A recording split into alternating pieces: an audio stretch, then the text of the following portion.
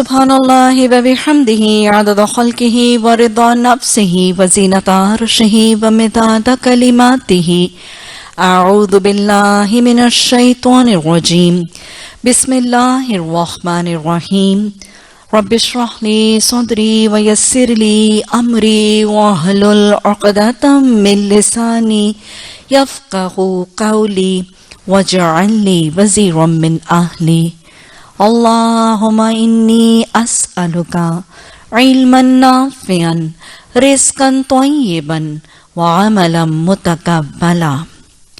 تفسیر سورہ جمعہ، رکوع نمبر 2، آیت نمبر 9۔ یا ایہا الذین آمنوا اذا نودی للصلاۃ من یوم الجمعۃ فاسعوا الی ذکر اللہ وذروا البیع ذالکم خیر لکم ان کنتم تعلمون۔ اے لوگو جو ایمان لائے ہو، تم کیا کرو کہ جب تمہیں پکارا جائے کب؟ جمعے کی نماز کے لیے، تو کیا کیا کرو؟ اللہ کے ذکر کے لیے دوڑا کرو اور خرید و فروخت کو چھوڑ دیا کرو۔ کیوں؟ ایسا کیوں کریں؟ یہ کرنا تمہارے لیے بہتر ہے اگر تم علم رکھتے ہو، اگر تم جانتے ہو۔ اللہ سبحانہ تعالیٰ نے یہاں پر جمعے کے دن کے بارے میں کچھ احکامات دیے ہیں، اور یہ وہ رکوع ہے جو ہجرت کے کچھ ہی دیر کے بعد ایک واقعہ جو جمعے کے خطبے کے دوران رونما ہوا، اس کے پس منظر میں یہ رکوع نازل کیا گیا۔ تو ہجرت کے بعد فوری مدینہ کے دور میں، ابتدائی مدینہ کے دور میں یہ آیات جو ہیں وہ نازل ہوئیں۔ جمعے کے احکامات بھی بتائے گئے، جمعے کا کچھ آداب اور سلیقہ بھی سمجھایا گیا، اس کی فضیلت بھی بتائی گئی، لعلکم تفلحون تعلمون کے حوالے سے، اور پھر حدیث نے، متفرق احادیث نے پورے کے پورے جمعے کے آداب، فضیلت، اس سے رکنے کی وعید، وہ سارے معاملات جو ہیں وہ وضاحت سے بتا دی۔ یہ بات میں آپ کو بارہا واضح کرتی ہوں کہ قرآن کی آیات کے اندر بھی ایک ربط ہے، قرآن کے رکوعات میں بھی ربط ہے۔ ہر پچھلی آیت اگلی آیت کے ساتھ ریلیٹڈ ہے، ہر آنے والا رکوع پچھلے رکوع کے ساتھ ریلیٹڈ ہے، اور ہر بعد میں آنے والی سورت پچھلی سورت کے ساتھ ریلیٹڈ ہے۔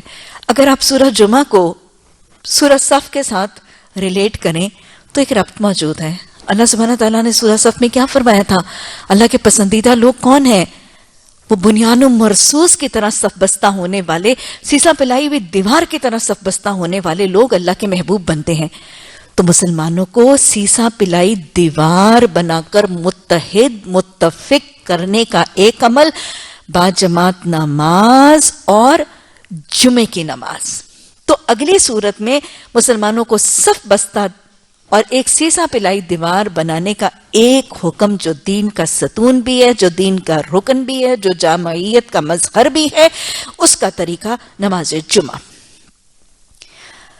جمعے کے احکامات کے حوالے سے سب سے پہلی بات یہ جانیں کہ جمعہ ایک اسلامی اصطلاح ہے، اور زمانہ جاہلیت میں جمعے کے دن کو عروبہ کہا جاتا تھا، عین را واو با ہا، عروبہ کا دن کہا جاتا تھا۔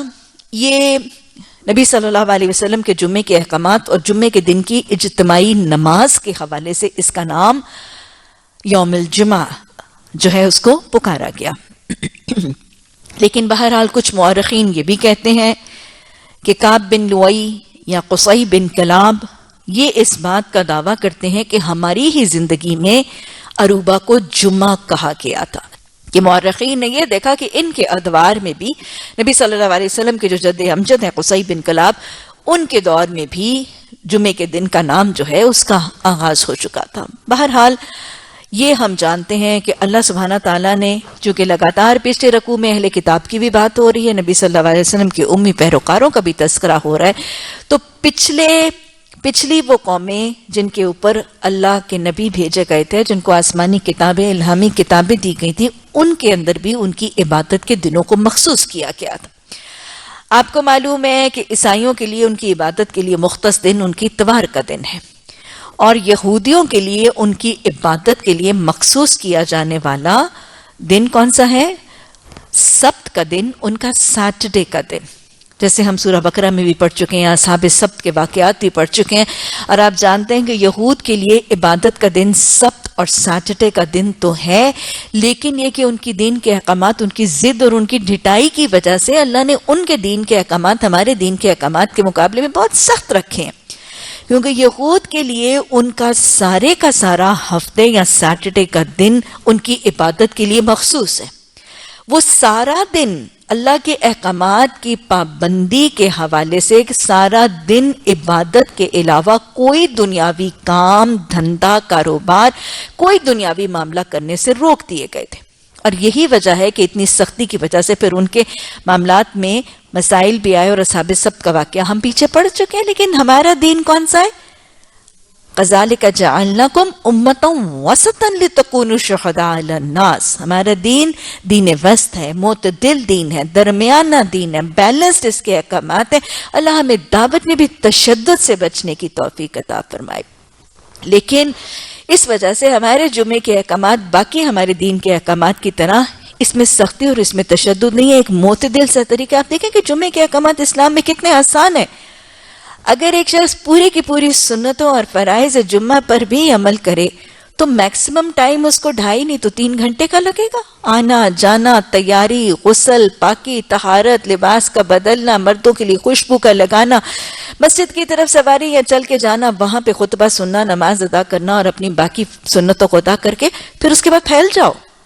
اگر پورے کے پورے اہتمام کے ساتھ سست سے سست شخص بھی اپنا پورا وقت لگائے گا تو 2 نہیں تو 3 گھنٹے لگ جائیں گے، باقی کا سارا دن۔ اللہ نے یہاں پہ بتایا کہ کیا ہے، جب نماز جمعہ کے احکامات کی تکمیل کر لو تو پھر زمین میں پھیل جاؤ اور اپنا رزق حلال تلاش کرو، ہاں اللہ کا ذکر کرتے رہو۔ تو ہمارے لیے جمعے کے احکامات بہت مختصر ہیں، بہت باعث برکت، باعث اجر و ثواب ہیں، لیکن بہت ہی آسانی ہے ہمارے دین کے احکامات کی۔ حضرت عبداللہ بن عباس اور حضرت ابو مسعود انصاری رضی اللہ تعالی عنہ کی روایت سے ہمیں یہ پتہ چلتا ہے کہ جمعے کے احکامات اور اس کی فرضیت، جمعے کی فرضیت کے احکامات جو ہیں وہ مکہ معظمہ ہی میں نازل ہو چکے تھے، لیکن آپ کو معلوم ہے کہ مکہ میں چونکہ ایک باقاعدہ اسلامی ریاست کا قیام نہیں تھا، تو اللہ کے قوانین، اللہ کے حدود اور اللہ کے مکمل نظام کے نفاذ کے لیے ایک اسلامی ریاست کی ضرورت ہے، ایک آزاد خطے کی ضرورت ہے۔ جب تک خطہ آزاد نہیں ہوگا، جب تک مسلمان غلامی کی توق اتاریں گے نہیں، تب تک پورے کے پورے دین اسلام کو رائج کرنا، پورے کے پورے احکامات اسلامی اور احکامات شریعہ کو نافذ کرنا ممکن نہیں ہے۔ یہ صرف اور صرف جب مسلمان آزاد ہوتے ہیں، انڈیپینڈنٹ خطہ ملتا ہے، الگ ریاست ملتی ہے، تبھی قوانین نافذ ہوتے ہیں، تبھی حدود کا پاس ہوتا ہے، اور تبھی عبادات اور احکامات کو رائج کرنا مکمل طریقے سے آسان اور ممکن ہوتا ہے۔ اسی لیے اس طرح کے اکثر قوانین اور حدود جو ہیں وہ مدنی دور ہی میں دیے گئے تھے، مکی دور میں دیے ہی نہیں گئے تھے۔ لیکن اس سے ایک بات آگے جانے سے پہلے سمجھ لیجئے کہ پھر جب اللہ کسی مسلمان قوم کو غلامی کے طوق ان کی گردنوں سے اتارنے کا انعام دے دیتا ہے، اللہ کسی مسلمان قوم کو آزادی کی نعمت نواز دیتا ہے، اللہ کسی مسلمان قوم کو ایک آزاد خطہ دے دیتا ہے، تو پھر وہ قوم کس بات کی پابند ہے؟ اس کے لیے کیا ضروری ہے کہ جب اس رب نے ایک آزاد خطہ دے دیا، زمین کا ٹکڑا دے دیا، اسلامی ریاست دے دی، تو وہ قوم اس بات پر پابند ہے، جواب دہ ہے، مواخذے کے لائق ہے۔ اس کا حساب ہے کہ اس نے پھر اس خطے پر نفاذ اسلام، قوانین اسلام، حدود اسلام، عبادات اسلام کو باقاعدہ نافذ کیا کہ نہیں کیا۔ یہ مواخذہ آزاد قوموں سے ہے۔ اللہم حاسبنا حسابا یسیرا۔ بہرحال رسول اللہ صلی اللہ علیہ وسلم پر مکہ معظمہ ہی میں جمعے کے احکامات جو ہیں وہ نازل ہو چکے تھے، لیکن جمعے میں باقاعدہ نماز جمعہ نہیں عطا کی گئی۔ ہمیں روایات سے پتہ چلتا ہے کہ حضرت مصعب بن عمیر، جن کو مدینہ میں دائی کے طور پر اور معلم کے طور پر بھیجا گیا تھا، انہوں نے کچھ روایات میں، طبرانی میں آتا ہے کہ پہلا جمعہ حضرت مصعب بن عمیر نے 12 آدمیوں کو مدینہ میں جمعہ پڑھایا، اور ان مورخین کی روح سے یہ پہلا جمعہ تھا شریعت محمدی صلی اللہ علیہ وسلم کا۔ اگر ہم اس روایت کو درست مانیں تو دیکھیں اللہ قدردان، اللہ کیسا قدردان ہے، اللہ کی راہ میں دی ہوئی قربانیوں کو وہ شکور کیسے قبول کرتا ہے۔ کتنے صحابہ اکرام نے اسلام قبول کیا تھا، کتنے سابقون الاولون ہیں۔ جب بیعت عقبہ ثانیہ والوں نے نبی صلی اللہ علیہ وسلم سے دوسری دفعہ بیعت عقبہ ثانیہ والوں نے کہا تھا کہ یا رسول اللہ صلی اللہ علیہ وسلم ہمارے لیے ایک مبلغ دیجئے جو ہماری مدینہ کے بستی کے لوگوں کو دین سکھائے، تو حضرت عمر فرماتے ہیں نا کہ نبی صلی اللہ علیہ وسلم جب اپنی نگاہ گھما رہے تھے تو میں ذرا اونچا اونچا اٹھ کے بیٹھ رہا تھا تاکہ آپ کی نگاہ انتخاب مجھ پر پڑ جائے۔ لیکن پھر آپ نے کس کو چنا تھا؟ اللہ بڑا قدردان ہے، اللہ کی خاطر قربانیاں دیں گے، اللہ کی محبت کو تمام محبتوں پر غالب کریں گے، وہ الودود بڑی قدردانی کرتا ہے۔ حضرت مصعب بن عمیر شہزادہ مکہ کا گھر چھوڑا تھا، جائیداد چھوڑی تھی، ماں باپ چھوڑے تھے، مال چھوڑا تھا، کاروبار چھوڑا تھا، رب قدردان۔ ایسی قدردانی کہ قرآن پہنچانے والے مدینہ تو رسول میں رسول اللہ صلی اللہ علیہ وسلم سے پہلے ان کے اوپر قرآن کی آیات کی تلاوت کرنے والے مدینہ تو رسول جس پر آپ کی اور میری حاضری کی ہماری نگاہیں، ہماری آنسو ٹپکتے ہیں کہ اللہ ہمیں حاضری کا موقع دے دے، اس مدینہ تو رسول صلی اللہ علیہ وسلم میں قدم محمد صلی اللہ علیہ وسلم سے پہلے مبلغ مدینہ کے داخل ہوتے ہیں۔ وہاں پر قرآن کی تلاوت پہلے مصعب بن عمیر فرماتے ہیں، اور وہاں جمعہ پہلے حضرت مصعب بن عمیر فرماتے ہیں میرا رب بڑا قدردان ہے۔ جب بندہ رب کی طرف آتا ہے تو پھر اللہ اپنے گمان سے اس کے ساتھ معاملہ کرتا ہے، اللہ اپنی طرف جانے والا خوش نصیب بنا دے۔ اور پھر کچھ روایات میں یہ آتا ہے، مسند احمد میں، ابو داؤد میں، ابن ماجہ میں اور بھی کچھ حدیث کی کتابوں میں آتا ہے کہ پہلا جمعہ جو جمعے کے حوالے سے پڑھایا گیا وہ حضرت اسد بن زرارہ نے، اور اس میں 40 آدمی شریک ہوئے۔ روایات میں اختلاف ضرور ہے، بہرحال جس کے حوالے سے بھی ہوا، یہ وہ لوگ ہیں جن کے عمل اور جن کی عبادات کی اللہ سبحانہ تعالیٰ نے قدردانی فرما کر ان کو مدینہ میں جمعے کے اہتمام کی توفیق عطا فرمائی۔ رسول اللہ صلی اللہ علیہ وسلم نے ہجرت کے بعد تاریخ ابن حشام میں ہم دیکھتے ہیں کہ نبی صلی اللہ علیہ وسلم جب مکہ سے ہجرت کر کے تشریف لے آئے تھے تو آپ صلی اللہ علیہ وسلم نے پہلے قیام قبا میں کیا، اور قبا میں آپ صلی اللہ علیہ وسلم نے 4 دن تک قیام فرمایا۔ جب آپ صلی اللہ علیہ وسلم جمعے کے دن قبا سے روانہ ہوئے تو آپ نے پہلا نماز جمعہ باجماعت شکل میں پہلا نماز جمعہ آپ نے بنی سالم بن عوف کے مقام پر ادا کروایا۔ یہ پہلا جمعہ تھا حیات طیبہ کا۔ ہجرت کے بعد جو قبا سے جب آپ نکلے تو آپ نے بنی سالم بن عوف کے مقام پر جمعہ ادا فرمایا۔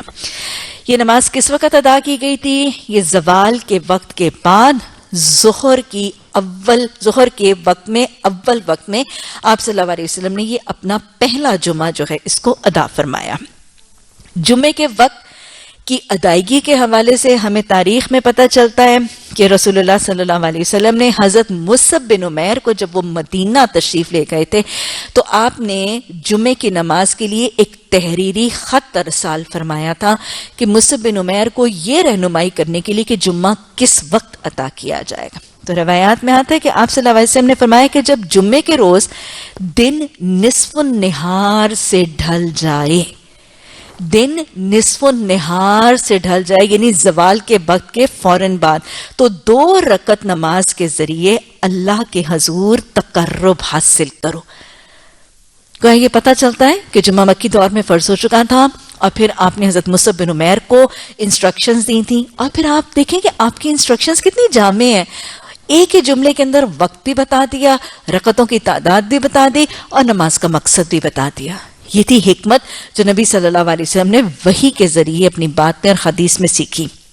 اسی طرح مختلف حدیث کی کتابیں اگر ہم مسند احمد، بخاری، مسلم، ابو داؤد، نسائی، ترمذی سب میں ہی دیکھیں تو جمعے کی نماز کی ادائیگی کے لیے وقت جو حدیث اور سنت سے ثابت ہے وہ ظہر کی نماز کا اول وقت، زوال کے فوراً بعد یہ جمعے کی نماز کا وقت سنت رسول صلی اللہ علیہ وسلم سے ثابت ہے۔ جمعے کی نماز کے لیے کتنی رکعتیں ادا کی جائیں گی؟ حدیث سے ثابت ہے، سنت سے ثابت ہے کہ با جماعت نماز میں آپ صلی اللہ علیہ وسلم 2 رکعت فرض ادا کرتے تھے. یہ 2 رکعت فرض ظہر کی نماز کی 4 رکعتوں میں سے 2 رکعتیں ہیں، اور حدیث ہمیں بتاتی ہے کہ ظہر کی نماز کی 4 رکعتوں میں یہ 2 رکعتیں اور دوسری 2 رکعتوں کے بجائے جمعے کی نماز کا خطبہ کفایت کرتا ہے. تو ظہر کی نماز کی 4 رکعتوں میں اس کی جگہ 2 رکعتیں باجماعت ادا کی جاتی ہیں اور دوسری 2 رکعتوں کی جگہ امام کا خطبہ ادا کیا جاتا ہے. اور اس سے سمجھ آتا ہے کہ جمعے کے نماز کے خطبے کی اہمیت اور فضیلت کتنی زیادہ ہے کہ 2 فرض رکعتوں کو یہ ریپلیس کر رہا ہے. تو خطبے کو سننے کی فرضیت اور اہمیت اور فضیلت کا احساس بھی ہو رہا ہے. حدیث میں الفاظ آتے ہیں حضرت عمر رضی اللہ تعالی عنہ کی روایت سے کہ آپ صلی اللہ علیہ وسلم نے فرمایا کہ مسافر کی نماز 2 رکعت ہے. آپ کو پتہ ہے ہم قصر نماز کے احکامات پڑھ چکے ہیں. مسافر کی نماز 2 رکعت ہے، فجر کی نماز 2 رکعت ہے اور جمعے کی نماز 2 رکعت ہے.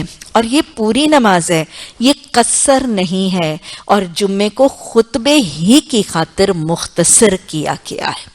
تو یہ حدیث حضرت عمر رضی اللہ تعالیٰ عنہ کی روایت سے بڑی واضح ہے کہ جمعے کی 2 ہی رکعتیں ہیں، اور پھر 2 رکعتیں جو ہیں یہ قصر کی رکعتیں نہیں ہیں، یہ اصل حالت میں بھی ایسے ہی ہیں، اور ان کو خطبے کی وجہ سے 2 کر کے مختصر کیا گیا. جمعے کی نماز کے حوالے سے آذان حیات طیبہ میں رسول اللہ صلی اللہ علیہ وسلم کی زندگی میں حضرت ابوبکر صدیق، حضرت عمر رضی اللہ تعالی عنہما، ان دونوں کے دور خلافت میں جمعے کے لیے ایک ہی اذان دی جاتی تھی. لیکن ہمیں تاریخ میں پتہ چلتا ہے کہ حضرت عثمان رضی اللہ تعالی عنہ کی دور خلافت میں چونکہ مدینہ بہت زیادہ پھیل گیا تھا اور پاپولیشن دور دور تک چلی گئی تھی، تو لوگوں کو خبر دینے کے لیے ایک کی بجائے 2 اذانیں دینے کا طریقہ حضرت عثمان رضی اللہ تعالی عنہ کے دور میں رائج ہوا. آپ صلی اللہ علیہ وسلم کی حیات طیبہ میں البتہ ایک ہی اذان دی جاتی ہے. آج کے دور میں بھی آپ دیکھیں تو اکثر مساجد میں 2 ہی اذانیں دی جاتی ہیں، اور جیسے یہ 2 اذانوں میں مقصد یہ ہوتا ہے کہ پہلی اذان جو ہے وہ خبر دینے کے لیے، آگاہ کرنے کے لیے، جیسے تیاری کی طرف مائل کرنے کے لیے. جیسے ہم نے رمضان کی سحری کے لیے دیکھا تھا نا کہ اللہ کے رسول صلی اللہ علیہ وسلم کی حیات طیبہ میں مدینہ میں 2 اذانیں ہوتی تھی سحری سے پہلے حضرت بلال اذان دیتے تھے، پھر حضرت عبداللہ بن ام مکتوم اذان دیتے تھے. تو اسی طرح جمعے کی نماز کی 2 اذانوں کا مقصد یہ ہے کہ پہلی نماز جو ہے وہ ذرا خبر دے دے اور لوگوں کو کانشیس کر دے کہ تاکہ اس کی تیاری کا آغاز ہو جائے. اور کچھ نہیں تو اگر غسل اور تیاری پہلے ہو چکی ہے تو اپنے جابز میں جو ہیں یا جو بزنس میں ہیں یا جو کسی کام دھندے میں الجھے ہوئے وہ اپنے کام وائنڈ اپ کر لیں کہ جمعے، کیونکہ بس اوقات ہوتا ہے آپ نے دیکھا کہ دنیا کے جھنجھٹوں میں انسان اتنا مصروف ہوتا ہے تو پھر ایک دم سے 1:30 بج گیا، مطلب پھر اس وقت انسان بھاگتا ہے. تو یہ پہلی اذان کا مقصد صرف یہ ہے کہ لوگوں کو ایک یاد دہانی کروا دی جائے تاکہ تیاری اور اپنے کاموں کو وائنڈ اپ کرنے کے لیے مائل کر دیا جائے. اور یہ بھی حدیث کے الفاظ ہیں کہ جمعے کے خطبے کی فضیلت حضرت ابو ہریرہ رضی اللہ تعالیٰ عنہ کی روایت سے صحیح 6 کی 6 کتابوں میں یہ حدیث آتی ہے کہ حضرت ابو ہریرہ رضی اللہ تعالیٰ عنہ نے آپ صلی اللہ علیہ وسلم سے روایت کیا کہ جمعے کے روز ملائکہ یعنی فرشتے ہر آنے والے کا نام ترتیب سے لکھتے جاتے ہیں. کوئی سب سے پہلی بات کیا پتہ چل رہی ہے کہ جمعے کی کتنی فضیلت ہے. جمعے میں فرشتے بھی حاضر ہوتے ہیں، اور جمعے میں فرشتے حاضر ہو کر کیا کرتے ہیں؟ آنے والوں کا نام لکھتے ہیں. اچھا صرف نام لکھتے ہیں؟ نہیں، ترتیب سے بھی لکھتے ہیں، کیونکہ کوئی جتنا عمل کرتا ہے اس کو اتنا اجر دیا جائے گا. جو پہلے جاتا ہے اس کا نام پہلے، اور جو بعد میں جاتا ہے اس کا نام بعد میں. عدل کا معاملہ، انصاف کا معاملہ بھی یہ ہے. اور ویسے بھی حدیث بتاتی ہے نا کہ آپ صلی اللہ علیہ وسلم نے فرمایا نماز کے لیے انتظار میں بیٹھنے والا بھی ایسا ہے گویا وہ نماز میں بیٹھنے والا. تو جو نماز سے پہلے بیٹھتا ہے یا جو نماز کے بعد بیٹھ کے ذکر کرتا ہے وہ سارے کا سارا پہلے والا اور بعد والا وقت نماز جتنا ہی اجر دینے والا ہے. تو اس لیے فرشتے پہلے آنے والوں کو اس لیے ان کا نام لکھ لیتے ہیں کیونکہ ان کو اجر زیادہ دیا جانا ہے. بہرحال حدیث بتا رہی ہے کہ فرشتے جو ہیں ان کا نام ترتیب سے لکھتے جاتے ہیں. اور پھر آپ صلی اللہ علیہ وسلم نے فرمایا کہ جب امام خطبہ دینے کے لیے نکلتا ہے تو وہ نام لکھنے بند کر دیتے ہیں اور ذکر یعنی خطبہ سننے لگتے ہیں. خطبے کی فضیلت سمجھ آئی ہے کہ اس کو ملائکہ بھی سنتے ہیں, اس کو فرشتے بھی سنتے ہیں, اس کو حاضرین محفل میں جو فرشتے لکھنے کے لیے بھیجے گئے تھے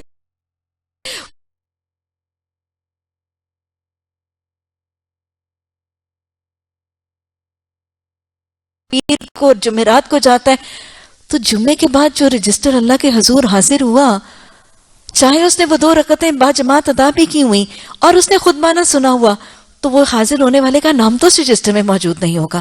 تو لہٰذا خطبے کی فضیلت, خطبے کی اہمیت, اس کی فرضیت پتہ چل رہی ہے. 2 باتوں سے خطبے کی اہمیت پتہ چل رہی ہے. ایک تو یہ کہ یہ ان 2 رکعتوں کی بجائے ہیں, وہ 2 رکعتیں جو فرض رکعتیں تھیں ان کو خطبہ ریپلیس کر رہا ہے.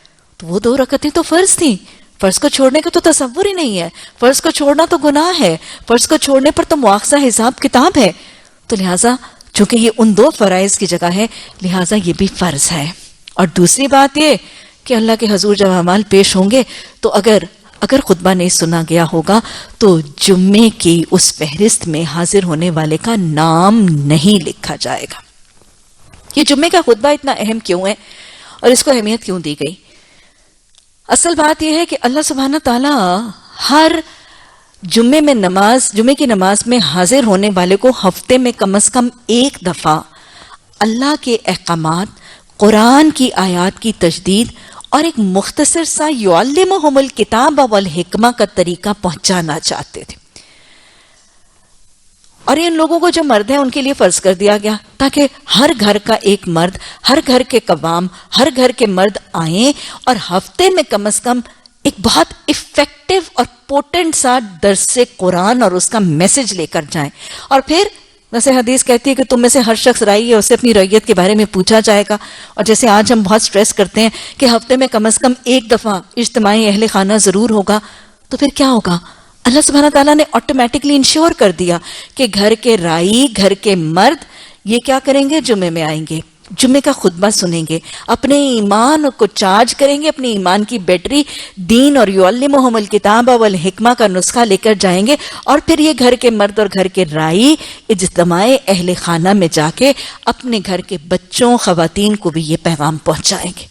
کتنا خوبصورت سا ویل انٹیگریٹڈ سا سسٹم ہے دین کی تعلیم, اور اسینشلی اس کو فرض بنا کے آٹومیٹکلی معاشرے کے لوگوں تک قرآن کے دروس اور قرآن کی تعلیم کا وہ ایک سسٹم جنریٹ کیا گیا. اور پھر اس کو جامعہ مسجد کو اس کا مقصد بنا دیا گیا, اس میں اجر رکھ دیا گیا, اس کو فرض کر دیا گیا. آج کل بہت لوگ پوچھتے ہیں, کیونکہ آج ہماری سیٹ اپ میں الحمدللہ ثم الحمدللہ یہ اللہ کا احسان ہے کہ عورتوں کی قرآن کی تعلیم اور دروس کا بہت کثرت سے اہتمام ہے, اور خواتین اور بچیوں کے لیے قرآن کلاسز, درس قرآن, دورہ گھر گھر میں ہر جگہ میسر ہے. لیکن کمی کس کی ہے؟ دین کے شعبے میں جہاں قحط الرجال ہے وہاں دین کی تعلیم میں بھی مردوں کے لیے ایک قحط کی کیفیت نظر آتی ہے. اور بہت سے لوگ میرے پاس بھی آتے ہیں, مجھے کہتے ہیں اچھا خواتین کے لیے, بچیوں کے لیے, ٹین ایجرز کے لیے تو آپ اتنی کلاسز بتاتی ہیں, مردوں کا کیا کریں؟ بیٹوں کو کہاں بھیجیں؟ کوئی بیٹوں کی بھی درس کی جگہ بتائیں. تو میں ان کو ہمیشہ کہتی ہوں, ارے بیٹوں اور گھر کے مردوں کے لیے درس قرآن کیوں ڈھونڈتی ہو؟ جمعے کا خطبہ نہیں ہے؟ بھیجو جمعے کے خطبے میں, بہت کچھ پائیں گے, بہت کچھ سیکھیں گے. میں آپ کو بتاؤں کہ تمام مساجد کے اندر جو جمعے کا خطبہ ہے, ہمارے ہاں صرف عربی میں نہیں ہوتا کیونکہ ہم عربی نہیں سمجھتے, تو اسینشل ہے کہ وہ اردو کا خطبہ بھی سنا جائے تاکہ وہ پیغام جو جمعے کے خطبے نے دینا تھا وہ ہم اردو کے درس میں ضرور ہی حاصل کریں. تو لہٰذا یہ تو ایک اسینشل درس قرآن کا اہتمام ہے جو اللہ سبحانہ تعالیٰ نے جمعے کی فرضیت کے ساتھ لازم اور ملزوم کر دیا مردوں کے لیے. اور جب معاشرے کے مرد سیکھیں گے تو ہر گھرانے میں وہ پیغام پہنچے گا. لیکن ہم اس کو اس شکل میں نہ لیتے ہیں اور نہ ہی اس انداز میں وہ مرد آ کے گھروں میں اس چیز کو منتقل کرتے ہیں. تو جب اللہ کے احکامات جس انداز اور جس مقصد کے طور پر رائج کیے گئے تھے اگر وہ اس شکل میں نہ لیا جائے تو پھر علم کا اور عمل کا فقدان تو ہے جو نظر آ رہا ہے. بہرحال یہ جمعے کے دن جو فضیلت ہے جمعے کے خطبے کی. اچھا, یہاں پر اگر آپ پڑھیں تو اللہ سبحانہ تعالیٰ نے کیا فرمایا ہے؟ فَاسْعَوْا إِلَىٰ ذِكْرِ اللَّهِ, صحیح کرو. صحیح کا مطلب دوڑنا نہیں ہے. ترجمے میں آپ نے دوڑو کے لفظ پڑھے، حالانکہ صحیح کا مطلب دوڑنا نہیں ہے، کوشش کرنا، محنت کرنا، صحیح کرنا، ایفرٹ کر کے، اپنے کام بائنڈ اپ کر کے، اپنے غسل کر کے، پاک صاف ستھرے کپڑے پہن کے جلدی سے جانے کی کوشش اور ایفرٹ کرو.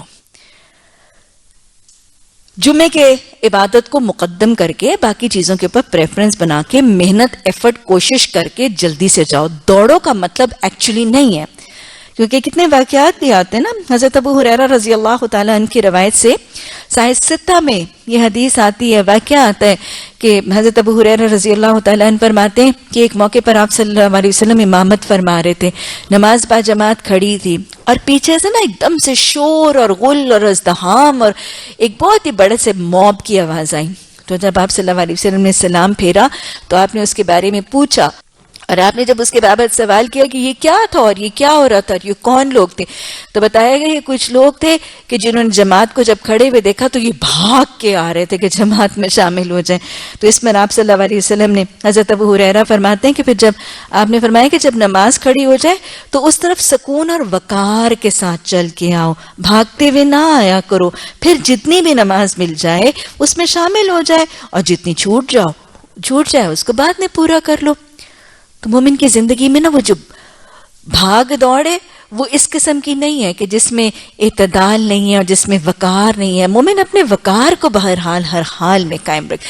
اور یہاں دیکھیں اس طرح کا منہ اٹھا کے ازدحام کے ساتھ بھاگتے آنا، یہ تو جمعے کی نماز اور با جماعت کے لیے بھی پسندیدہ نہیں ہے. یہاں پتہ نہیں کتنے کاموں کے لیے میں دیکھتی ہوں دکانوں میں لوٹ سیل لگ جاتی ہے تو عورتیں بھاگتی پھر رہی ہوتی ہیں اور کھینچا تانی اور چینا جھپٹی ہو رہی ہوتی. یہ تو جمعے کی نماز کے لیے بھی، اور پھر وہ تو مومن مرد کو اجازت نہیں ہے، مومن عورت کا تو وقار اس سے بھی زیادہ ہے.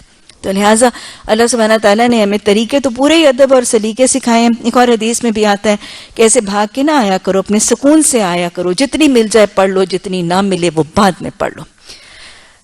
اچھا جی، دوسرے اس میں الفاظ آ رہے ہیں کہ تم کیا کر دو، خرید و فروخت چھوڑ دو. خرید و فروخت سے مراد صرف بزنس، ٹریڈ اور کاروبار ہی نہیں ہے کہ صرف کاروباریوں کو ہی کہا جا رہا ہے یا تاجروں کو ہی کہا جا رہا ہے یا بزنس مین اور بزنس ویمن کو ہی کہا جا رہا ہے کہ وہ چھوڑ دیں.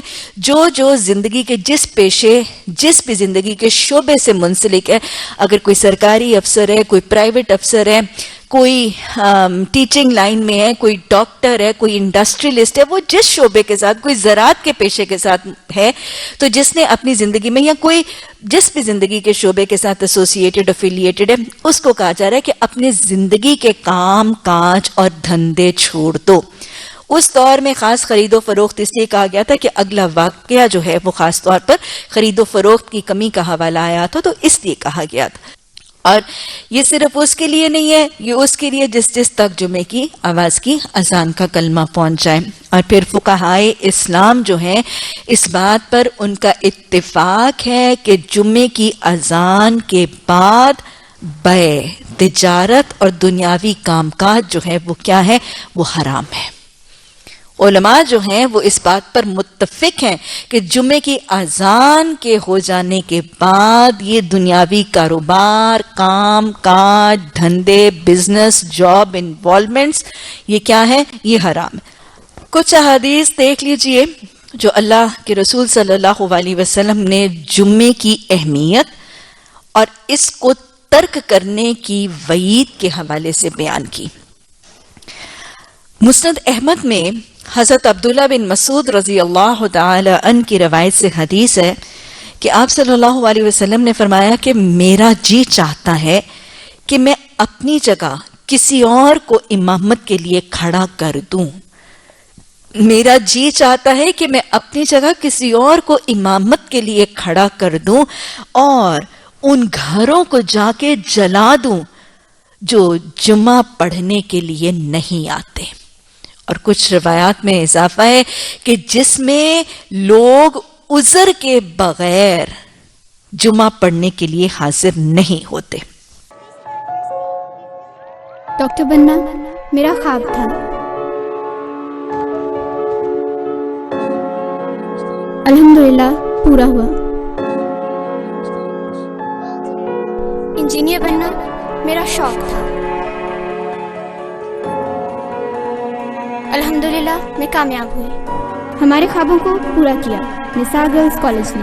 Nisar Girls Colleges, ultimate environment, highly qualified faculty, purpose-built campus, air-conditioned classrooms और laboratories, जदीद तरीन कंप्यूटर लैब, शानदार लाइब्रेरी, आरामदेह कैफेटेरिया, हैवी ड्यूटी जनरेटर्स और ट्रांसपोर्ट की सहूलत के साथ निसार गर्ल्स कॉलेजेस दाखिले जारी हैं।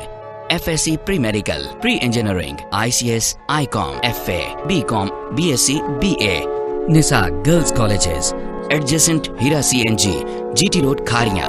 Phone 053-7611-897 up to 99. Special TV को अल्लाह की ज़ात कामयाबी से हम किनार करे।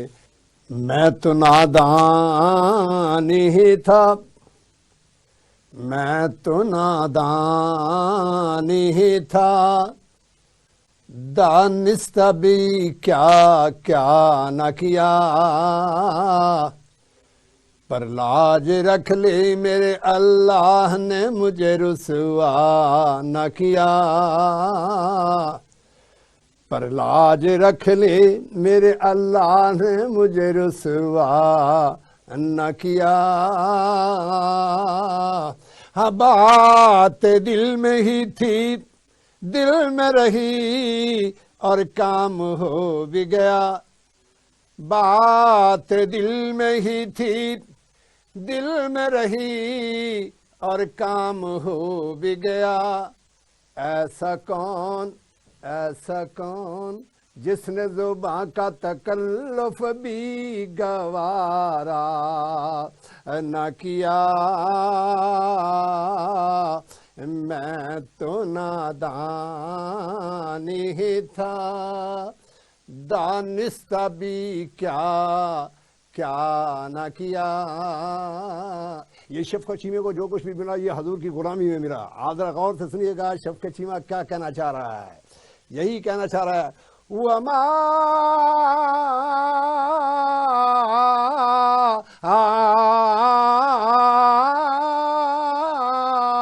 अर्सलनाका इल्ला रहमतल लिल आलमीन। मैं तो नादान ही था, दानिस्ता भी क्या क्या न किया, पर लाज रख ले मेरे अल्लाह ने मुझे रुसवा न किया, पर लाज रख ले मेरे अल्लाह ने मुझे रुसवा न किया।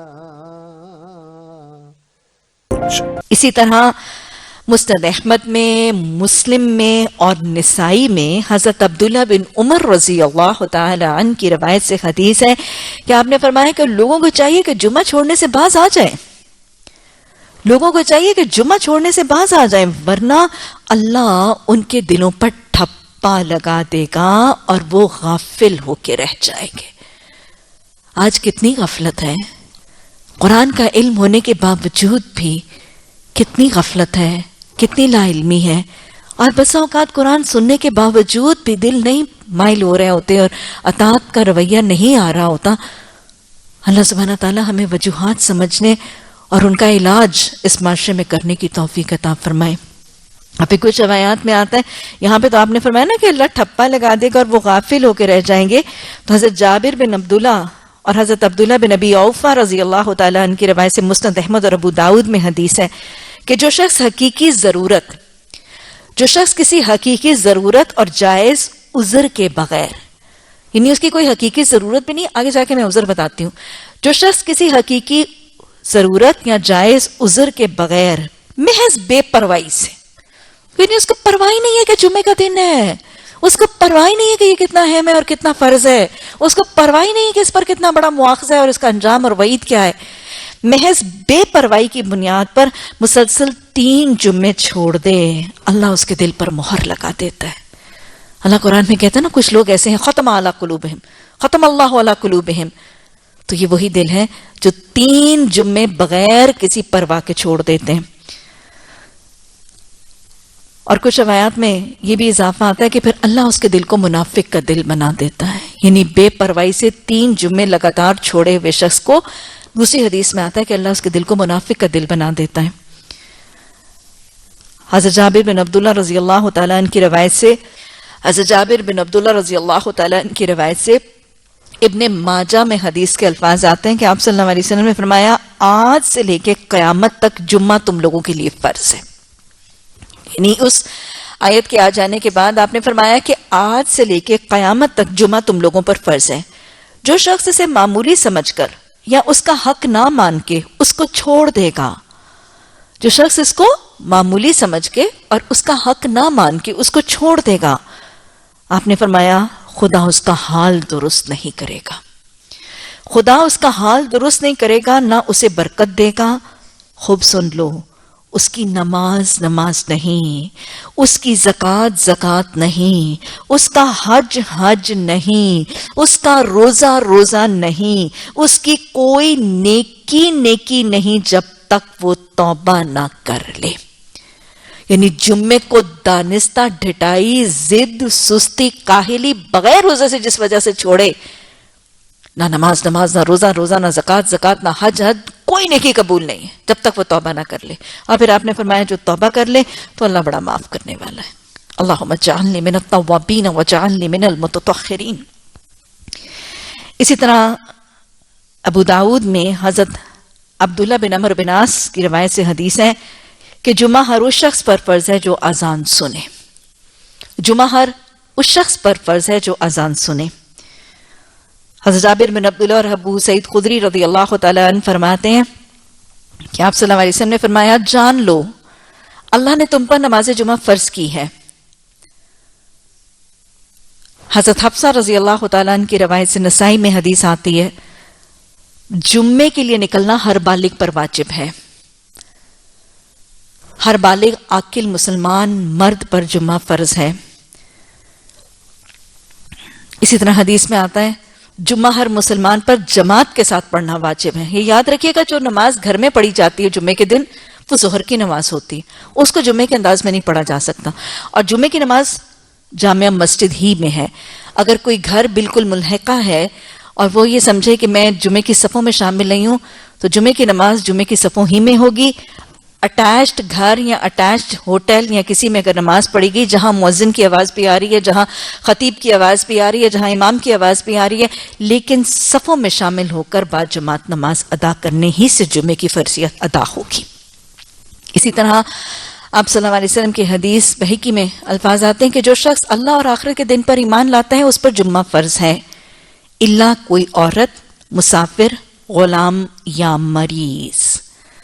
کون کس کو چھٹی ہے؟ عورت، مسافر، غلام یا مریض. اور غلام بھی مسلمان ہمیں پتہ چلتا ہے روایات سے کہ اس غلام کو چھوٹ دی گئی ہے جمعے سے جس کو اس کا مالک پڑھنے سے روکتا ہے. گناہ البتہ مالک پر ہے. پھر کون سی کنڈیشنز میں عذر ہے؟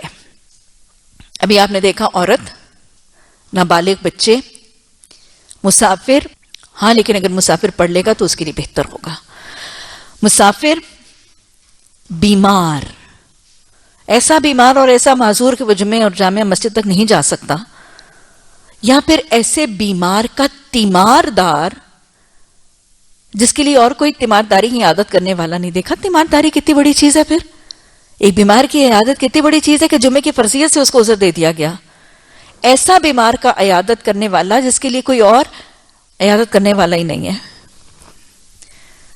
اور یہاں وہ شخص جس کو اپنی جان، مال، عزت یا آبرو کے جانے کا خطرہ ہو. کوئی چھپا ہوا ہے بھائی، اس کو دشمنوں سے خطرہ ہے، نکلے گا جمعہ پڑھنے کے لیے، اس کے دشمن اس کو مار دیں گے، اس کو لوٹ لیں گے، اس کو اغوا کر لیں گے. تو ایسی کنڈیشنز میں جہاں جان، مال، عزت، آبرو کا خطرہ ہے، یا بہت شدید بارش، آندھی طوفان، ژالہ باری، برف باری وغیرہ شدید ہے کہ مسجد تک جانا مشکل ہے، تو ایسی حالت میں اجازت موجود ہے. یعنی کیچڑ پھسلن اتنا ہے، لیکن ایسی حالت میں بھی جس کے پاس سواری ہے اور ایئر کنڈیشن گاڑیاں ہیں اس کے لیے چھوٹ نہیں ہوگی. باہر کے پیدل جانے والے کے لیے چھوٹ ہو جائے گی. اچھا جی، جمعہ کتنے لوگوں کے ساتھ پڑھا جا سکتا ہے؟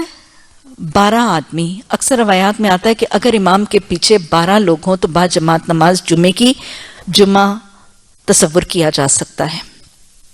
یعنی اگر چھوٹی سی جامع مسجد میں صرف 12 لوگ بھی حاضر ہو جاتے ہیں تو جمعے کی فرضیت ادا ہو جائے گی. جمعے کے جو کچھ آداب ہیں اور ان کی فضیلت، حضرت ابو سعید خدری رضی اللہ تعالیٰ عنہ کی روایت سے مسند احمد اور بخاری میں حدیث ہے کہ آپ صلی اللہ علیہ وسلم نے فرمایا ہر مسلمان کو جمعے کے روز غسل کرنا چاہیے. غسل کرنا جمعے کے دن فرض نہیں ہے، مسنون اور مستحب ہے. ہر مسلمان کو جمعے کے دن غسل کرنا چاہیے، دانت صاف کرنے چاہیے، جو اچھے کپڑے اس کو میسر ہوں پہننے چاہیے، اور اگر خوشبو میسر ہو تو لگانی چاہیے. اچھے کپڑے سے مراد نئے کپڑے نہیں ہیں، صاف ستھرے اجلے. مردوں کے لیے سفید لباس سنت رسول صلی اللہ علیہ وسلم سے عام حالات میں بھی ثابت ہے اور پسندیدہ ہے. اور خوشبو بھی خاص مردوں کے لیے کہا جا رہا ہے، عورتوں کے لیے نہیں. عورتیں باجماعت نماز میں جمعے کے لیے حاضر ہو سکتی ہیں بشرطے کہ ان کے لیے اہتمام ہو، پردے کا اہتمام ہو اور ان کے لیے صف بندی کا اہتمام کیا گیا ہو. پسندیدہ بھی ہے، مستحب بھی ہے، لیکن اگر اپنے پردے اور دائرہ اور حدود الہی کا اہتمام کر کے جانے والیاں ہوں تو وہ جا سکتی ہیں. کچھ لوگوں کے نزدیک یہ ہے کہ جمعے کے دن نیا پہنا ہوا لباس، جمعے کے دن یا رمضان میں اگر کوئی نیا لباس پہنا گیا تو اس کا حساب نہیں ہے. اللہم حاسبنا حسابا یسیرا، آسان حساب کا ذریعہ بنتا ہے، ورنہ ایسا کوئی معاملہ حدیث سے ثابت نہیں ہے. حضرت سلمان فارسی رضی اللہ تعالیٰ عنہ کی روایت سے بخاری اور مسند احمد میں حدیث ہے. آپ نے جمعے کی آداب بھی بتائے ہیں اس حدیث میں، اور آپ نے اس کی فضیلت بھی بتائی ہے. حدیث کے الفاظ ہے کہ جو مسلمان جمعے کے روز غسل کرے گا، حتی الامکان زیادہ سے زیادہ اپنے آپ کو پاک صاف کرے گا. آپ کو پتہ ہے نا کہ وہ 5 باتیں جو فطرت ہیں، ختنہ کے علاوہ وہ 4 کام جو ہیں وہ نبی صلی اللہ علیہ وسلم، سارے بالوں کی صفائی اور ناخن کاٹنا، یہ ساری چیزیں کیا ہیں؟ یہ سنت رسول صلی اللہ علیہ وسلم سے جمعے کے دن سنت سے ثابت ہیں. تو جو لوگ جمعے کے دن، جو شخص مسلمان جمعے کے دن غسل کرے گا، حتی الامکان زیادہ سے زیادہ اپنے آپ کو پاک صاف کرے گا، سر میں تیل لگائے گا یا جو خوشبو گھر میں موجود ہے وہ لگائے گا. میں پھر اسپیسیفائی کر رہی ہوں، صرف مردوں کے لیے. پھر مسجد جائے گا اور 2 آدمیوں کو ہٹا کے ان کے بیچ میں نہیں گھسے گا، مطلب جہاں جگہ مل رہی ہے وہاں بیٹھے گا. لڑائی جھگڑا فتنے کا امکان ہے نا.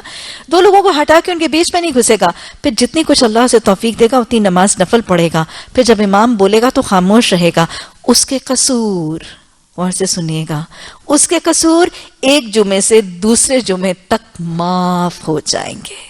ان الحسنۃ یذھبن السیئات، کچھ نیکیاں ہی ایسی ہیں کہ وہ گناہوں کو لے جاتی ہے. کچھ نیکیاں ہی ایسی ہیں، کچھ عمل ہی ایسے ہیں جو گناہوں کا کفارہ بن جاتے ہیں. جمعے کی نماز باجماعت ادائیگی یہ ان اعمال میں سے ایک ہے. حضرت عبداللہ بن عباس رضی اللہ تعالیٰ عنہ کی روایت سے بھی حدیث ہے کہ آپ صلی اللہ علیہ وسلم نے فرمایا کہ جب امام خطبہ دے رہا ہو اس وقت جو شخص بات کرے گا وہ اس گدھے کی مانند ہے جس پر کتابیں لدی ہیں. ابھی پیچھے بھی وہی مثال آئی تھی. یعنی اتنا قرآن پڑھنے کے باوجود پھر اب امام کے خطبے میں باتیں کر رہے ہو، تمہاری مثال تو اس گدھے کی سی ہے. اس کی مثال اس گدھے کی سی ہے جس پر کتابیں لدی ہیں. اور جو شخص اس سے کہے کہ چپ رہے، بات سمجھ میں آئی کہ ایک شخص تو خود بولنے لگ پڑا، اس کی مثال تو گدھے کی سی ہے. اب دوسرا بڑا سیانہ سمجھدار بن کے یہ حدیث سنی ہے کہ بولنا نہیں، چپ کرو، امام صاحب خطبہ دے رہے ہیں، اس کا معاملہ کیا ہے؟ جو شخص اس سے کہے کہ چپ رہے، آپ نے فرمایا اس کا بھی کوئی جمعہ نہیں ہوا. کتنا خوبصورت ہے. کیونکہ آپ دیکھیں کہ جب ایک شخص امام کے خطبے کے دوران بات کر رہا ہوگا اور دوسرا سیانہ سمجھدار بن کے اس کو چپ کرنے کی تاکید کرے گا، کیا ہوگا؟ جھگڑا ہوگا کہ نہیں؟ بحث تکرار ہوگی کہ نہیں؟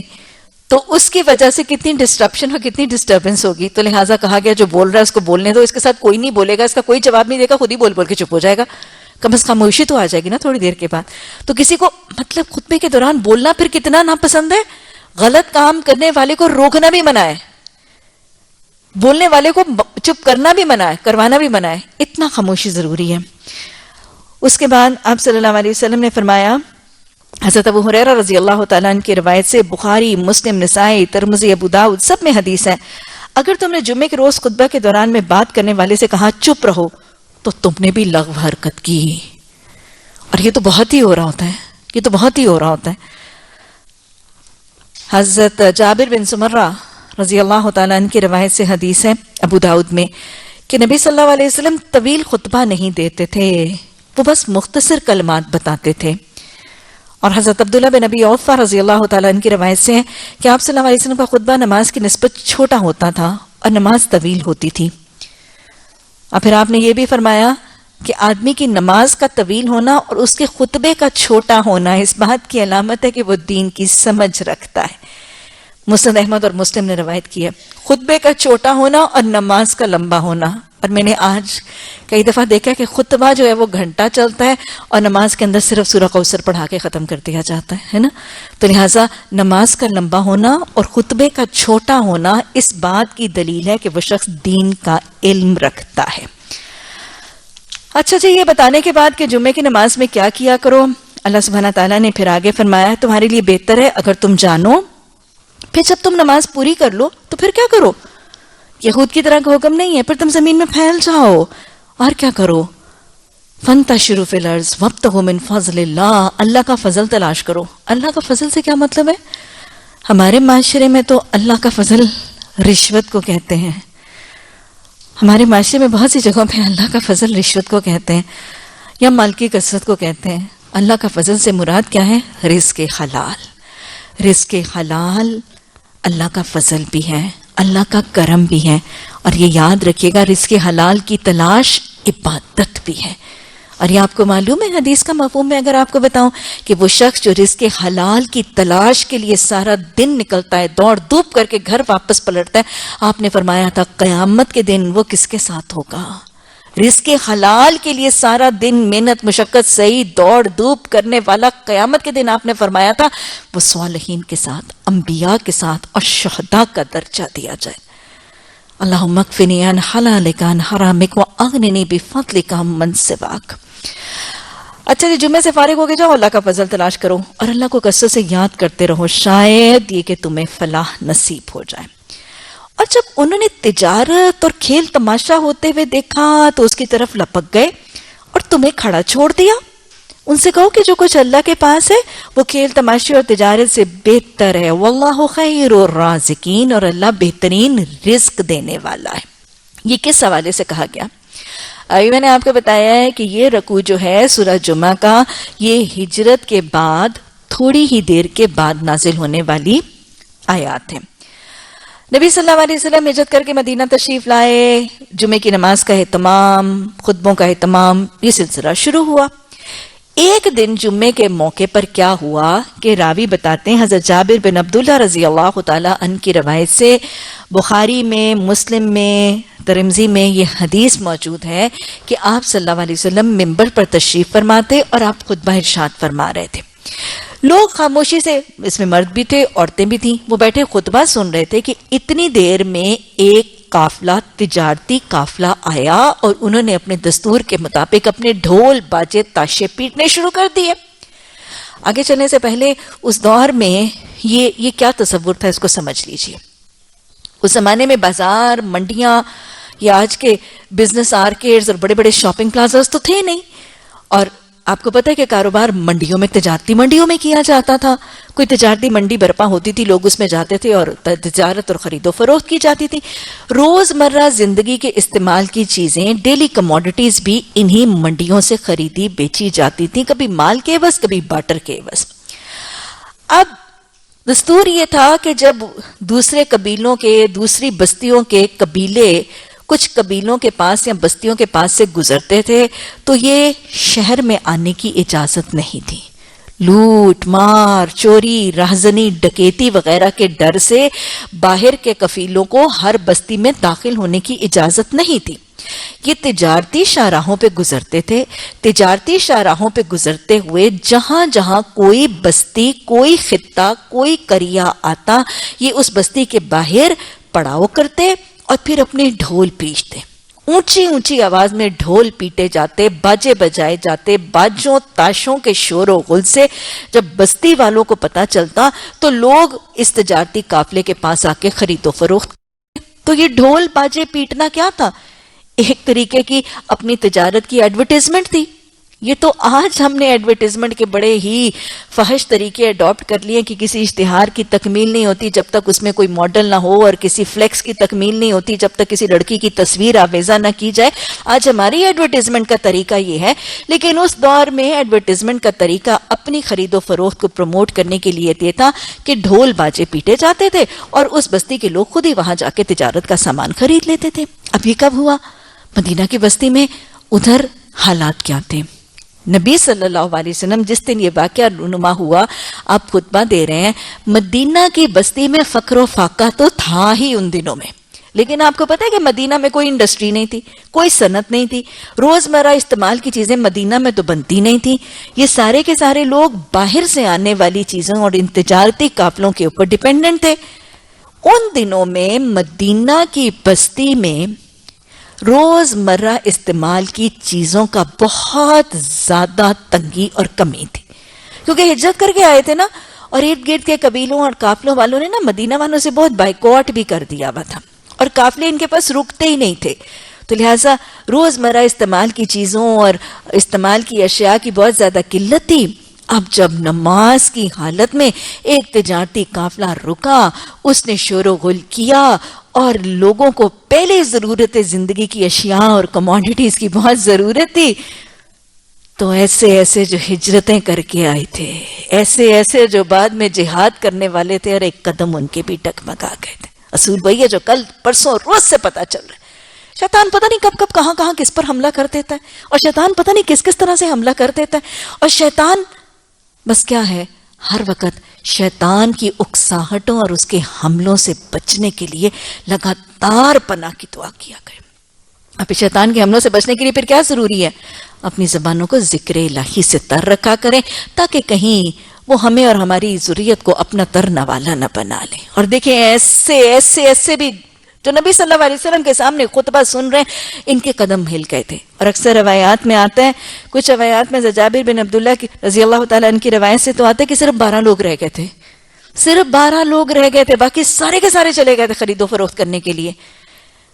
مدینہ میں نبی صلی اللہ علیہ وسلم خطبہ ارشاد فرما رہے ہوں, جمعے کا دن ہو, یہ آیات نازل ہو چکی ہوں, اور اس میں نبی صلی اللہ علیہ وسلم کے ساتھ تھی.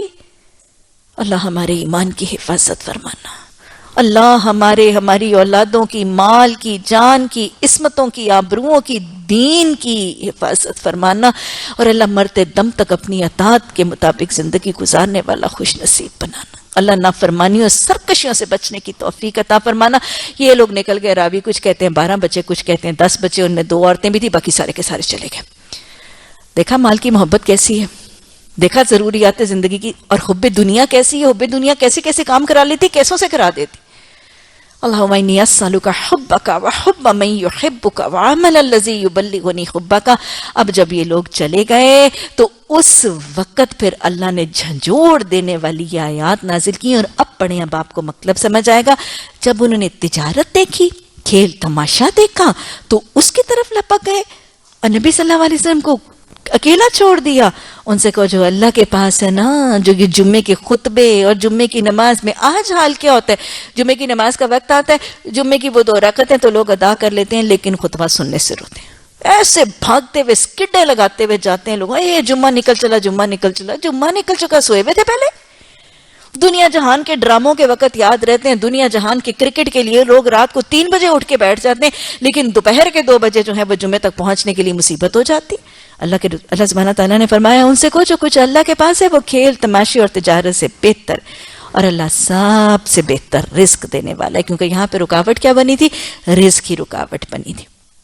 اللہم ارزقنی ان حلالک, اللہ ہمیں رزق حلال عطا فرما.